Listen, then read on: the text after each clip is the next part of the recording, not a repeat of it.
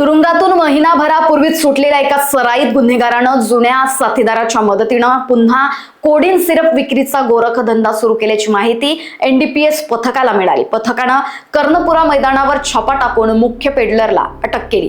पुढील कारवाईत छावणी पोलिसांनी चांदमारी, भीमनगर, पेठेनगर, आंबेडकर नगर, भावसिंगपुरा आणि नंदन कॉलनी परिसरात आरोपीची धिंड काढल्याची माहिती पोलीस निरीक्षक विवेक जाधव यांनी दिली।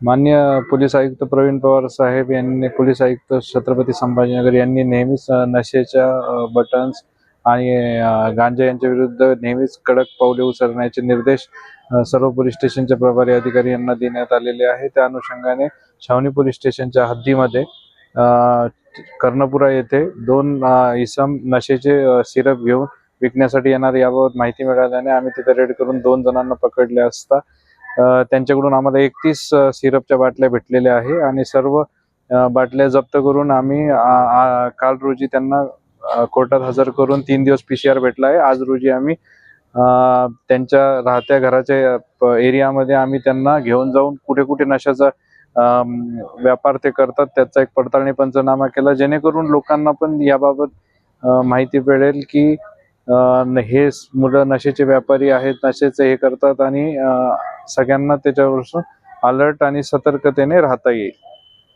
पण जनतेला काय आव्हान जनतेला आव्हान आहे की माननीय पोलीस आयुक्त प्रवीण पवार सर हे नेहमीच नशेच्या विरुद्ध कडक मोहीम घेत असतात। त्यांचं म्हणण्यानुसार नशेच्या गोळ्या विक्रेत्या करणाऱ्यांचे फॉरवर्ड आणि बॅकवर्ड लिंकेज हे तपासले पाहिजे की ह्याच्यानी हे कोणाला विकतात आणि कुठून हे खरेदी करतात।